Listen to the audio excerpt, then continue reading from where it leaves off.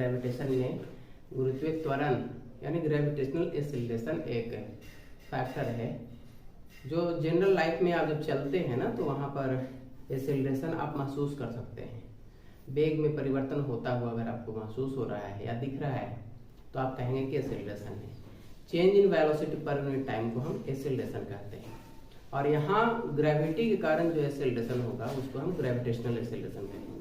पिछले क्लास में हमने पढ़ा ग्रेविटेशन में एक फॉर्मूला आया था कि इस यूनिवर्स में जितने सारे ऑब्जेक्ट हैं सभी ऑब्जेक्ट एक दूसरे को अपनी ओर खींच रहे हैं और दोनों के बीच जो खींचने का फोर्स होगा वो होगा F=G m1m2/r² फॉर्मूला से आएगा। इसमें हमने देखा था कि अगर दो ऑब्जेक्ट जो बहुत कम दूरी पर भी हैं पर आपको महसूस नहीं होता है कि फोर्स लगा रहे हैं पर रियल में फोर्स लगा रहे होते हैं, क्योंकि इस ब्रह्मांड की प्रत्येक वस्तु एक दूसरे को अपनी ओर खींच रही है। भले ही उसके बीच खींचने का बल अट्रैक्शन फोर्स कम है, इसके कारण आप फील नहीं कर पा रहे हो, पर फोर्स ऑफ अट्रैक्शन है। जैसे चुंबक को खींचता है तो चुंबकीय गुण के कारण चुंबक एक दूसरे चुंबक को आकर्षित करता है। वैसे ही न्यूटन ने सोचा कि आखिर पृथ्वी की तरफ ही हर कुछ गिर रहा है तो कुछ ना कुछ कॉमन होगा।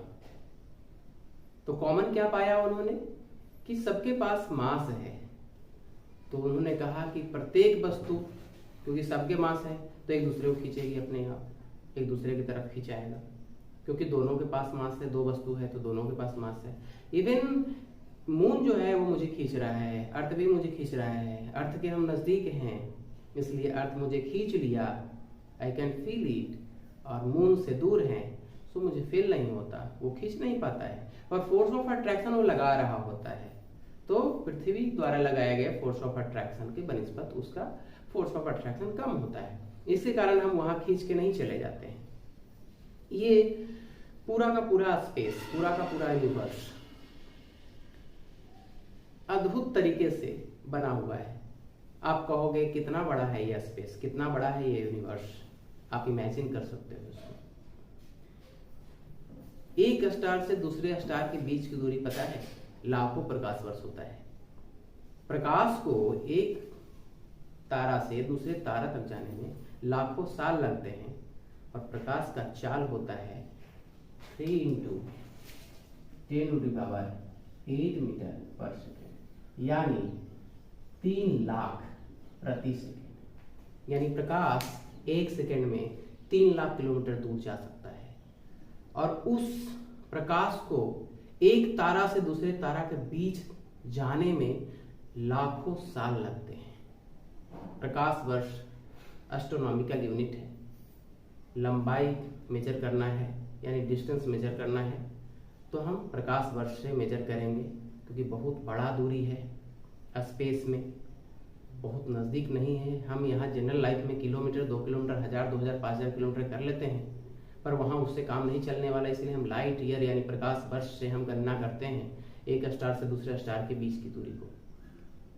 सूर्य से प्रकाश को पृथ्वी तक आने में 500 सेकंड लगता है, जिसे बच्चे याद करते हैं 8 मिनट 20 सेकंड। कुल मिलाकर के 500 सेकंड लगता है, क्योंकि 15 करोड़ किलोमीटर, मात्र 15 करोड़ किलोमीटर, मात्र हम इसलिए कह रहे हैं क्योंकि एक तारा से दूसरे तारा के बीच अगर दूरी लाखों प्रकाश वर्ष है तो आप कैलकुलेट करेंगे तो बहुत सारा डिस्टेंस आ जाएगा। उसके सामने 15 करोड़ किलोमीटर क्या 15,000 किलोमीटर, 15,000 करोड़ किलोमीटर कुछ डिस्टेंस नहीं होगा। इतना दूर है फैला हुआ ये स्पेस, ये ब्रह्मांड, क्योंकि अनगिनत तारे हैं और सिर्फ 2 तारों के बीच की दूरी हम लाखों प्रकाश वर्ष कह रहे हैं और तारों की गिनती अनगिनत है। तो इस प्रकार हम कह सकते हैं कि ये ब्रह्मांड अद्भुत संरचनाओं से भरा हुआ है। जब हम इमेजिनेशन करेंगे तब ये फील होगा, क्योंकि जब दूरी की हम बात करते हैं, स्पेस में वस्तु के आकार की बात करते हैं, ग्रह के आकार की बात करते हैं, तो जब इतना दूर होने के बावजूद मुझे दिख रहा है तो उसका साइज कितना बड़ा होगा। तो तारों का साइज भी बहुत बड़ा है। सूर्य हमारे सबसे नजदीक का तारा है। दूसरे सूर्य को हम तारा कह रहे हैं और नजदीक वाले तारा को हम सूरज कह रहे हैं। तो हम ऐसी कल्पना भी कर सकते हैं कि इस ब्रह्मांड में अनेकों पृथ्वी जैसे ग्रह होंगे जहां पर हो सकता है जीवन संभव हो, और इसके लिए स्पेस में मैसेज इलेक्ट्रोमैग्नेटिक वेव भेजा जा चुका है जिसका रिप्लाई अभी तक नहीं आया है। इसलिए भेजा गया है इलेक्ट्रोमैग्नेटिक वेव स्पेस में बाहर की ओर, पृथ्वी से दूर, क्योंकि कोई एलियन होगा, कोई ग्रह होगा जिसको मैसेज अगर मेरा मिले तो उससे रिप्लाई करे। और इससे भी हम अलग बात नहीं कर सकते, डिनाई नहीं कर सकते कि ब्रह्मांड में एलियन भी संभव है हो, क्योंकि जब पृथ्वी का एक परिवार है, सौर परिवार, सूर्य का परिवार है, वो पृथ्वी है, मंगल है, बुध है, शुक्र है, शनि है, तो हो सकता है जो दूसरे तारे हैं उनका भी एक अपना परिवार हो, उनका भी एक सोलर फैमिली हो जिसमें ग्रह हो और ग्रह पर जीवन भी हो, ऐसा भी संभावना है। क्योंकि अभी हम अपने परिवार यानी सौर मंडल सूर्य के परिवार के जो हम सदस्य हैं, अभी सभी परिवार को हम खुद नहीं जान पाए हैं, लेकिन कल्पना कर सकते हैं, क्योंकि कल्पना करने से ही रिसर्च का दरवाजा खुलता है। कोई नया अगर कुछ शोध करना है तो कल्पना से ही आता है। शुरुआत हम सोचेंगे नहीं तो आगे कैसे बढ़ेंगे। खैर, हम पृथ्वी पर हैं, लेकिन पृथ्वी पर जो भी गणना करते हैं, जो भी कैलकुलेशन करते हैं, उन सारे कल्पनाओं का, कैलकुलेशन का औचित्य है। क्योंकि जब हम पृथ्वी पर बैठ के ये कैलकुलेट कर रहे हैं कि जी का मान 6.67 10⁻⁻11 है न्यूटन मीटर स्क्वायर पर केजी स्क्वायर, ये फॉर्मूला जो ग्रेविटेशन का पृथ्वी पर हमने कैलकुलेट किया, चंद्रमा पर गए तो इस कैलकुलेशन के थ्रू हम जो जी का वैल्यू निकालते हैं ग्रेविटेशनल एक्सीलरेशन का, तो यहां बैठ के जो बताया गया कि वहां जाओगे आप तो 1/6 हो जाओगे अपने वेट के। अगर आप यहाँ 60 kg के हो, चंद्रमा पे जैसे ही आप जाओगे आप हल्के महसूस करने लगोगे, आप मात्र 10 kg के हो जाओगे। पर यहाँ बैठ के कैलकुलेशन करके बताया गया, उस समय तो कोई जाने का जरिया भी नहीं था, साधन भी नहीं था, कोई गया भी नहीं था, न्यूटन के समय की बात कर रहे हैं। और उस समय ये कैलकुलेट करके उन्होंने बताया, और बाद में जब वहां लोग गए तो सत्य पाया, हाँ एकदम एग्जैक्ट वैल्यू आ रहा है। अगर 1/6 होना है यहाँ कैलकुलेशन में और जाने के बाद भी ऐसा ही हुआ, तो ये होता है रिसर्च, ये होता है इमेजिनेशन, ये होता है कल्पना, जो सत्य हो सकता है अगर आप सिस्टमैटिक वे में स्टडी करें और तब अगर आप कोई कल्पना करते हैं तो सत्य होता है। तो ये जी का वैल्यू हमने कैलकुलेट किया था कि अगर दो ग्रह हैं, दोनों ग्रह के बीच, चाहे जो दो वस्तु है, दोनों वस्तु के बीच अगर कोई बल लग रहा है तो दूरी के वर्ग के व्युत्क्रमानुपाती और द्रव्यमान के गुणनफल के समानुपाती होता है। इस तरह से हमने कैलकुलेशन किया था, और दोनों को एक साथ अगर हम लिख रहे थे तो एक साथ लिखने के लिए ऐसे लिख देंगे। और ये जो आप देख रहे हो नियत, ये प्रोपोर्शनल का साइन, इस सिंबल को हटाना होगा, क्योंकि आप हटाओगे तभी तो कैलकुलेट कर पाओगे। बिना समीकरण का आप कैलकुलेशन कैसे कर पा सकते हो। और थोड़ा सा भी अगर एरर होता है, जब एस्ट्रोनॉमिकल कैलकुलेशन होता है तो 0.001 सेकेंड का भी अगर आपने एरर किया तो स्पेस में कहाँ खो जाओगे इसका कोई अंदाजा नहीं, कोई पता नहीं चल पाता है। इतना विस्मय से भरा हुआ है ये संसार। तो यहाँ कैलकुलेशन अगर हम करते हैं, ये जब समानुपाती संबंध हटाते हैं प्रोपोर्शनल संबंध, तो इक्वल का साइन लाने के लिए एक नियतांक से गुना करना होता है। और ये यहाँ ही नहीं, हर जगह पे ऐसा पाया जाएगा कि जब आप ये संबंध हटा रहे हो, जब बराबर का साइन ला रहे हो, तो एक नियतांक से गुना करना पड़ेगा। नियतांक से गुना करने के पीछे ये कारण है कि जब तक ये समीकरण नहीं था, उस समय तक समीकरण नहीं है जब तक आप बराबर नहीं ला रहे हो। बराबर तो तब लाओगे जब दोनों पलड़े को आप बराबर करोगे। देखा गया कि अगर हम डायरेक्ट कैलकुलेशन कर रहे हैं, 1 kg मान लिया जाए, 1 kg ये भी है और 1 kg ये भी है, 1 kg का दो वस्तु अगर कुछ दूरी पर रखा गया है, मान लिया जाए 1 मीटर का डिस्टेंस है, तो इन दोनों के बीच जब अट्रैक्शन फोर्स कैलकुलेट किया गया तो पाया गया कि 6.67 10⁻11 न्यूटन का फोर्स मिल रहा है। तो अगर हम डायरेक्ट कर देते 1 kg 1 मीटर स्क्वायर, तब आप क्या कहते 1 न्यूटन का फोर्स लग रहा है। अगर यहाँ कांस्टेंट कुछ नहीं होता, डायरेक्ट रख दिए होते, जी नहीं होता, तब कैलकुलेशन करके देखते, जी का मान 1 लेकर के देख लीजिए, तब 1 kg 1 kg 1 और 1 का स्क्वायर 1, यानी 1 × 1 divided by 1 is equal to 1 newton आता। लेकिन ऐसा नहीं है, 1 न्यूटन नहीं आ रहा है, तो इक्वल करना होगा ना आपको। तो इक्वल करने के लिए आप यहाँ पर कुछ ऐसा कांस्टेंट लगाएंगे जो कांस्टेंट लगाने के बाद ये दोनों बराबर हो जाए। यहाँ पर कैलकुलेशन अगर आप कर रहे हो तो यहाँ पर वैल्यू आ रहा है 6.67 10⁻11 न्यूटन आ रहा है, और यहाँ पर अगर आप कैलकुलेट करो तो 1.1 डिवाइडेड बाई 1। आप यहाँ पर क्या लगाओगे कि ये इसके बराबर हो जाए। इतना न्यूटन आपने फील किया, दो एक केजी के वस्तु को आप रखे तब, तो आप क्या करोगे, तो कहोगे कि हम एक वैल्यू यहाँ रखेंगे 6.67 10⁻11 का वैल्यू रखेंगे, तब जाकर के बराबर हो जाएगा, क्योंकि यहाँ तो टोटल वैल्यू 1 है तो इक्वल आएगा ये। तो इसी को कहा गया ग्रेविटेशनल कांस्टेंट जी का वैल्यू। तो कहीं पर भी अगर आपको इस तरह का मिलता है रिलेशन, तो वहां पर कांस्टेंट लगा करके आप इक्वेशन बना लेते हो। हम आज बात कर रहे थे ग्रेविटेशनल एक्सेलरेशन की। तो ग्रेविटेशनल एक्सेलरेशन में देखिए क्या होने वाला है। तो हम बात कर रहे थे ग्रेविटेशनल एक्सेलरेशन का। ग्रेविटेशनल एक्सेलरेशन जानने के पहले आपको जानना होगा कि एक्सेलरेशन क्या होता है। एक्सेलरेशन कहा जाता है CELERATION, जिसको हम कहते हैं त्वरण। त्वरण का मतलब होता है वेग में परिवर्तन। v minus u by T आप कहोगे, जो a को इंडिकेट करेगा।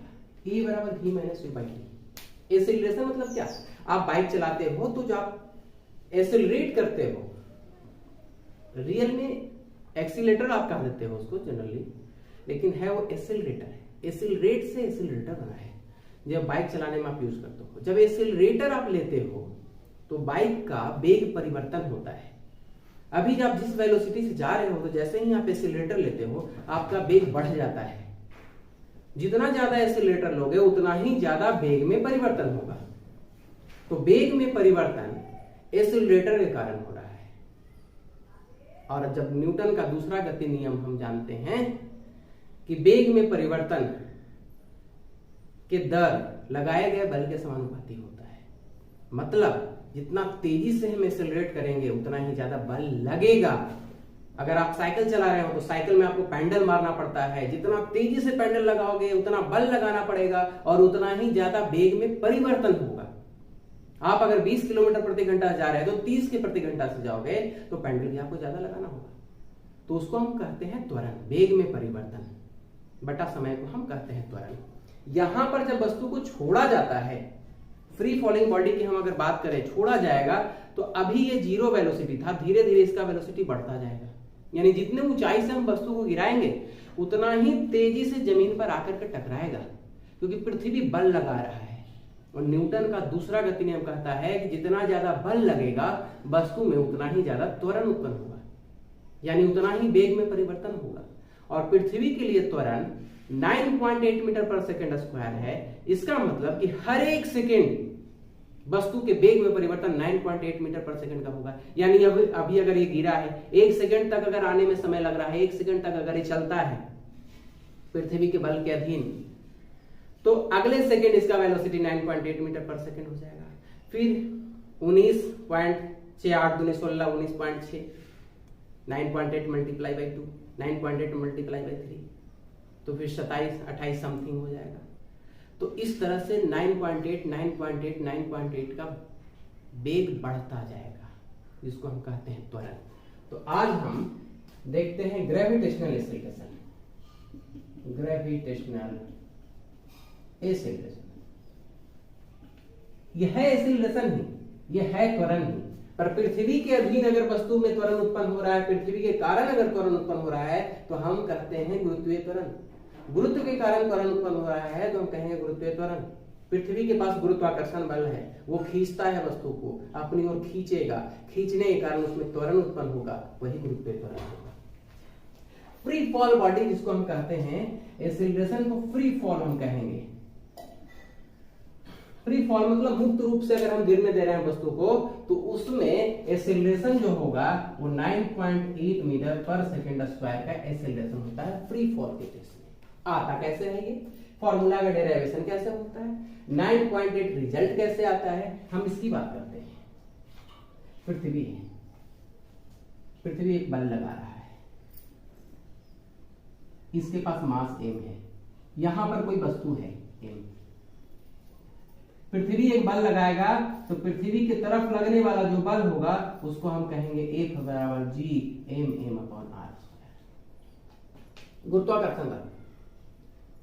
और अब हम न्यूटन के दूसरा गति नियम की अगर हम बात करें तो वहां पर एक फॉर्मूला आता था जिसको हम कहते थे F इक्वल टू ma या F इक्वल टू mg, यानी एक formula F equal to mg, दूसरा formula F G m upon r square. सीधा अगर बल की बात करें तो F इक्वल टू mg, और पृथ्वी के द्वारा लगने हुए बल की बात करें तो F बराबर G m upon r square.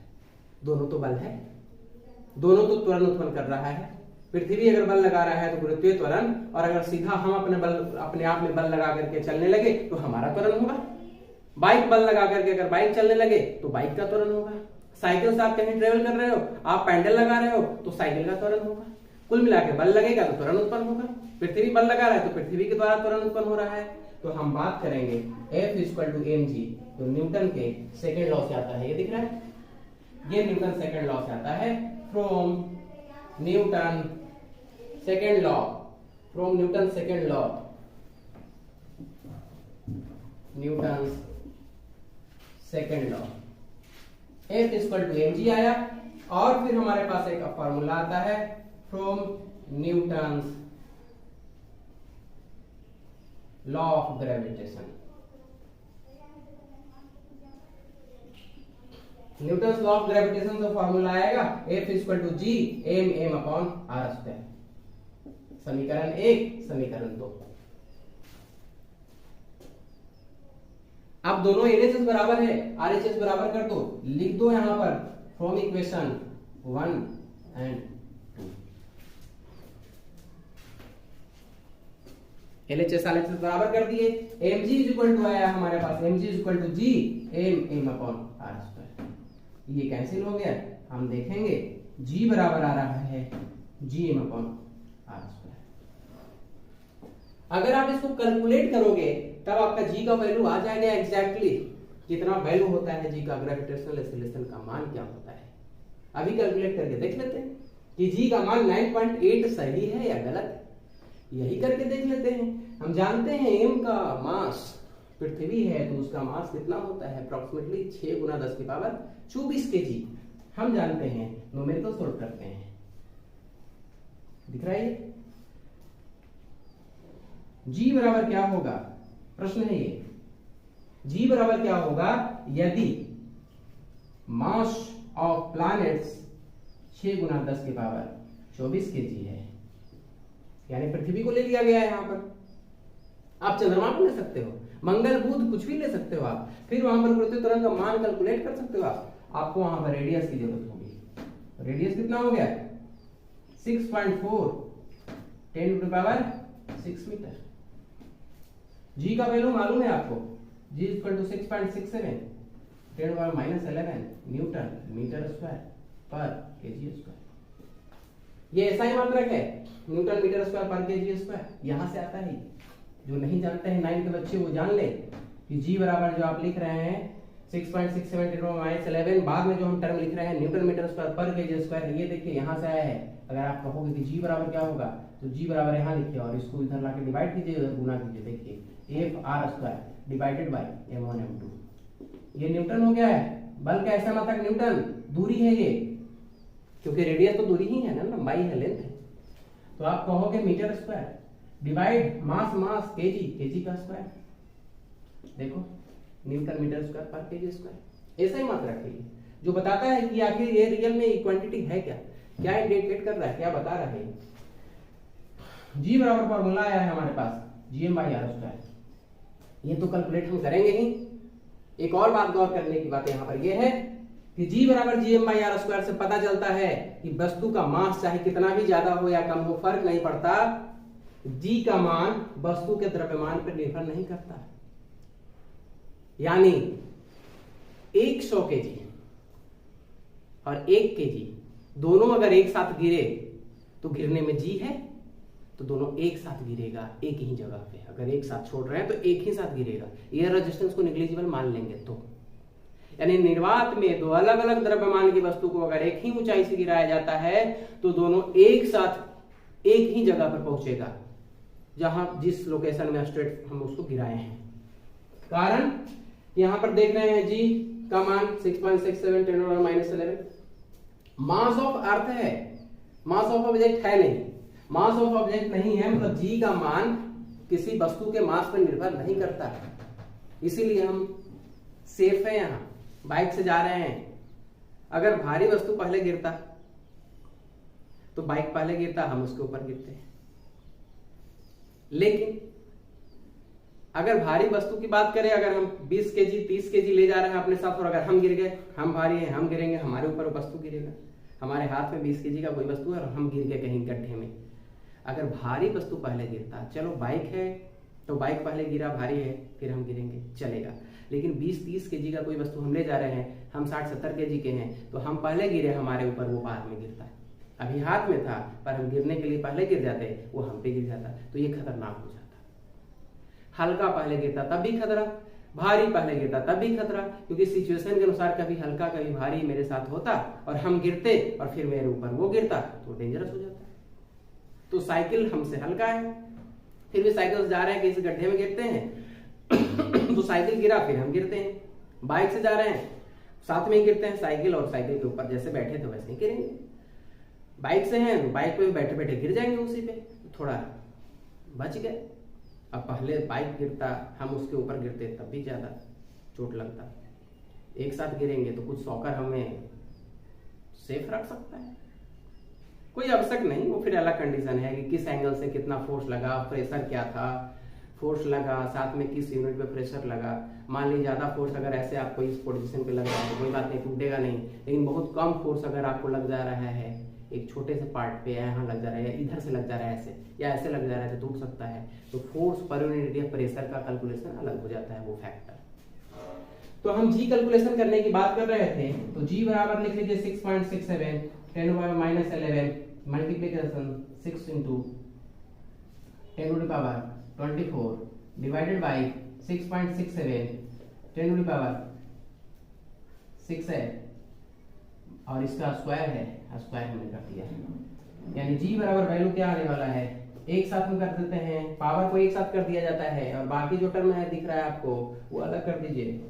यानी 6.67 मल्टीप्लिकेशन 6 है डिवाइडेड बाई 6.67 मल्टीप्लाई 6.67 और ये पावर 10 के पावर, यहाँ 6 गुना 10 के पावर 12 हो जाएगा। ये 12 हो जाएगा, ऊपर चला जाएगा माइनस ही कर रहा है, नहीं दिख रहा है क्या? हाँ कहाँ तक दिख रहा, और आगे जाएगा, और आगे जाएगा। चलो ठीक है। तो ये हमारे पास 11 हो गया और ये 24 हो गया, प्लस 24 और ये ऊपर जाकर के माइनस 12 यहाँ तक, ठीक है। हाँ। तो जी बराबर क्या हो जाएगा 6.67। अच्छा देखिए यहाँ पर मिस्टेक है, 6.7 लिख दिया हमने, 6.4 है एक्चुअली, 6.4 है, 6.4 ये भी है 6.4 क्योंकि आर को हम स्क्वायर कर रहे हैं और आर का वैल्यू है 6.4 तो 6.676 आप डिवाइड करोगे 6.67, ये पॉइंट आप हटा सकते हो, ये भी पॉइंट नीचे का दोनों हटा दीजिए, 10 10 100 हो गया, इसका फिर 100 खत्म हो जाएगा और मल्टीप्लिकेशन 6 और डिवाइडेड बाय 64 और 10⁻, ये देखिए 12 11 23 हो गया और 24 हो गया, सिर्फ यानी 10 बच जाएगा। तो आप अगर इसको कैलकुलेट करोगे तो इसका वैल्यू जो आएगा वो आएगा 9.77। तो 9.7 नहीं आएगा, 0.977 कैलकुलेट करके देख लेना आप लोग आराम से। तो इसका वैल्यू ये आने वाला है, यानी हो जाएगा G बराबर 0.977 इंटू 10, इसको आप लिख देंगे 9.8 मीटर पर सेकंड स्क्वायर। यह है ग्रेविटेशनल एक्सेलरेशन जो अर्थ के केस में यहाँ पर होता है। फिर हम देखेंगे अगले क्लास में कि G के मान में परिवर्तन होता है ऊंचाई के साथ।